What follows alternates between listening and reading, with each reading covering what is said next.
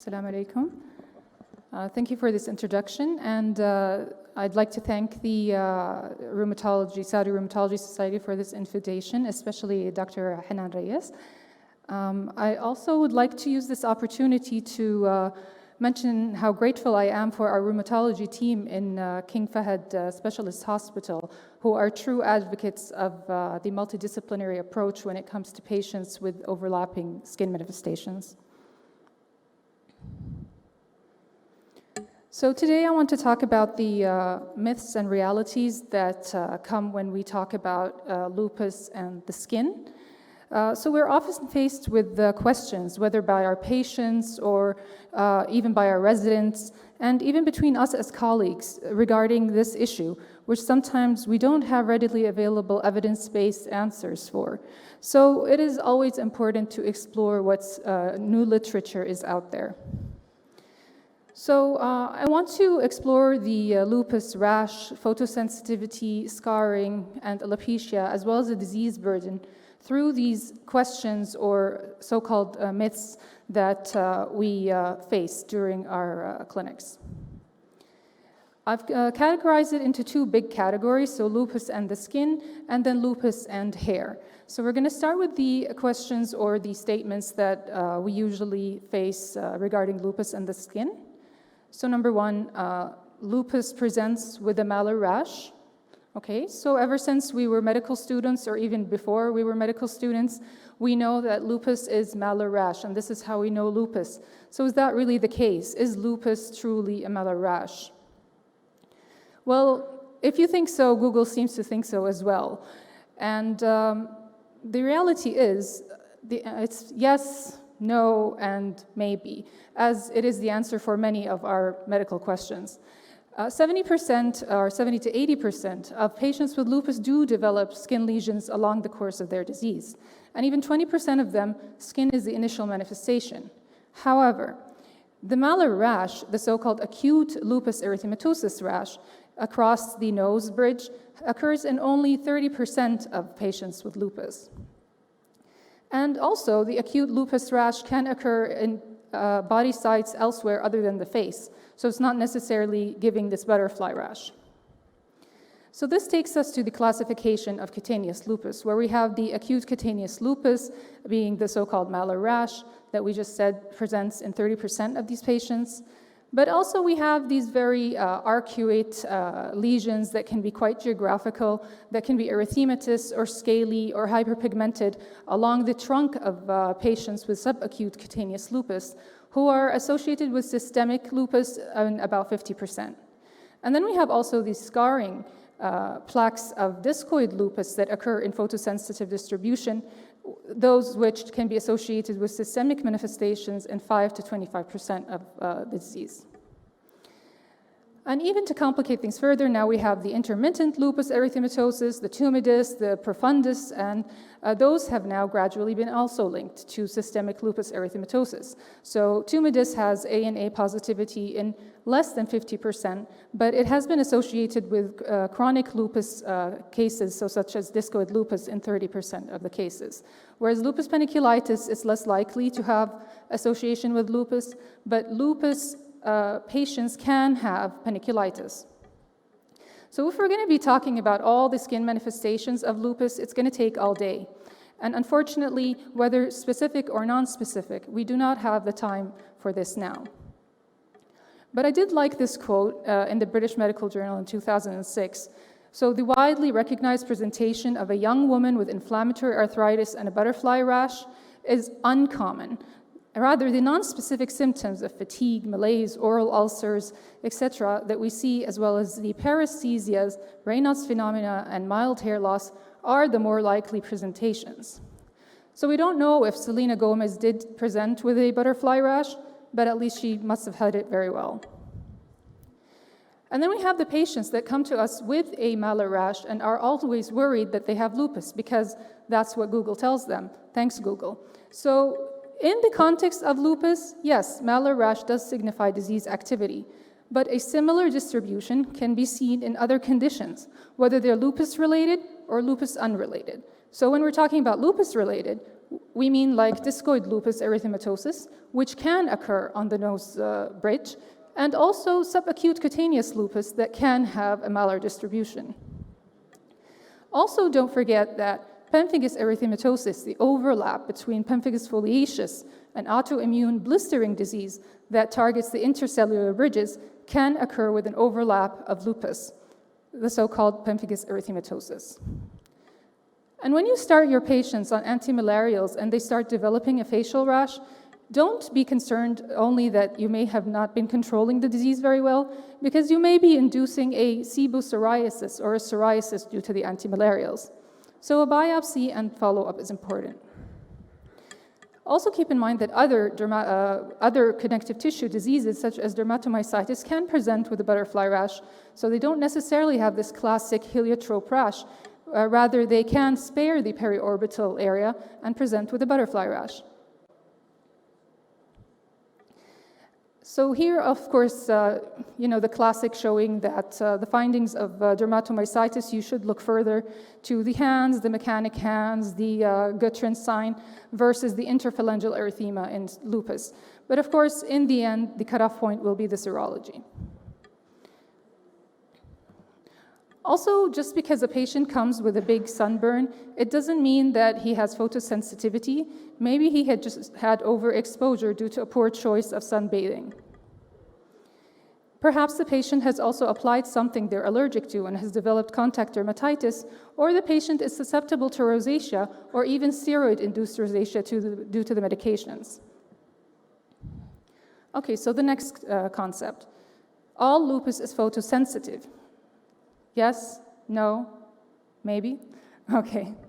So first of all, we have to know what photosensitivity means. So when we say photosensitive, we're talking about the skin rash that results due to exposure of sun, not necessarily things that are photodistributed. So regarding lupus and photosensitivity, of course, it's very important. It's one of the criteria to diagnose lupus.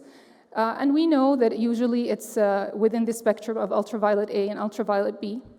And almost all patients with subacute cutaneous lupus do have photosensitivity. However, systemic lupus erythematosus, only 75% will have photosensitivity. And believe it or not, discoid lupus erythematosus is not considered a true photosensitive dermatosis. So meaning, yes, it is distributed in a photo-exposed area, but it does not have the skin rash that develops after a photo-exposure. And with the focus on tumidus lately, we have been seeing more and more studies that are proving that the photoprovocation in tumidus is actually much more than even subacute cutaneous lupus. So next, positive skin immunofluorescence means systemic disease. Okay, so does a positive DIF mean that the patient has a systemic disease? So biopsy. Well, DIF is positive in active cutaneous lupus. Any lupus that will involve and attack the basement membrane zone will have the deposits of IgG and C3 in the basement membrane zone. However, we have to keep in mind that tumidus, for example, and paniculitis do not necessarily involve the basement membrane zone, so therefore they will not have this positive DIF. So if you do have a DIF in a background of tumidus and paniculitis, do keep in mind that they may have an association with a systemic manifestation. And also, if you're taking a biopsy from an uninvolved skin area and it has a positive DIF, of course we're going to think that this may be systemic involvement. And this is the so-called lupus band test. So, is disease control more important than the cosmetic appearance? I mean, yes, of course. It's important, but what I'm saying here is that we do need to keep in mind that the cosmetic appearance of these patients is very important to them. So what cosmetic disfigurements do these patients develop? According to our knowledge, acute cutaneous lupus is not scarring. So what? They're having a little bit of an erythematous rash. However, this rash can become hyperkeratotic. It can be poikilodermatous, so they will have dyspigmentation, hypo and hyperpigmentation. It will also trigger telangiectasias, and so this is a constant reminder of their disease. And if the inflammation is very severe, they will have secondary infection that can actually result in scarring. So just because it doesn't scar, it doesn't mean it doesn't disfigure. The patients are miserable. They don't like what they're seeing, this constant reminder of their illness, even if they are systemically not flaring. And even the scarring ones, not everybody can pull it off as well as Seal does. So the psychological burden of cutaneous lupus is real. Even with disease control, patients are left with residual skin damage and disfiguring aesthetic effects. So it has a profound impact on the quality of life and the psychological well-being, leading to anxiety, depression, and low self-esteem. So it's not just, lupus psychology. And there is limited literature on the cosmetic procedures and how they impact the well-being of lupus, whether positively or negatively, and I'm sure it would be positively. And even after disease control, the quality of life of patients does not seem to really improve, which suggests that the disease damage and subsequent cosmetic sequelae do play a major role. So what do? Apparently, we cannot use lasers in lupus. Is that truly the case? Lasers cannot be used in lupus? Yes, no, maybe? So let's take it in a scientific way.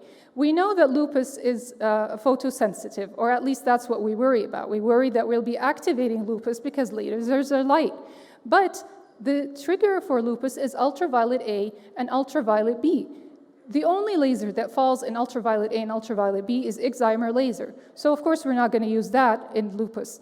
However, the lasers that we use for redness and telangiectasia, for example, Ruby, KTP, and argon, are used even in active lupus erythematosus, believe it or not.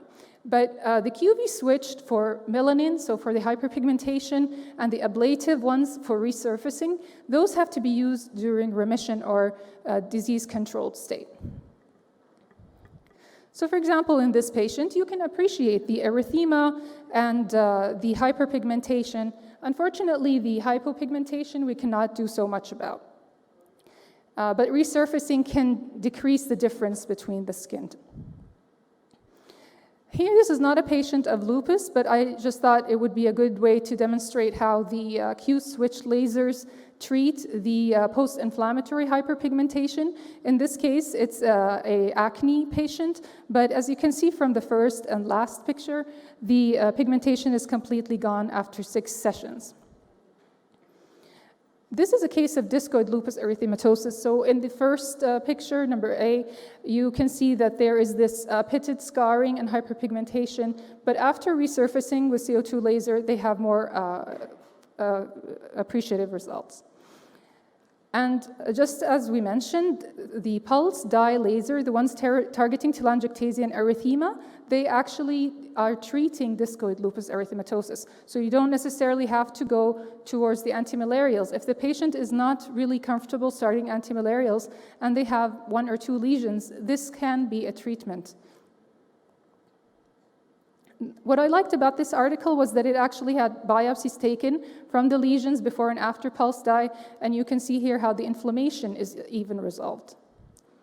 This is another before and after with pulse dye. The little hypopigmented dot that you see is actually the site of the biopsy, not a result of the laser.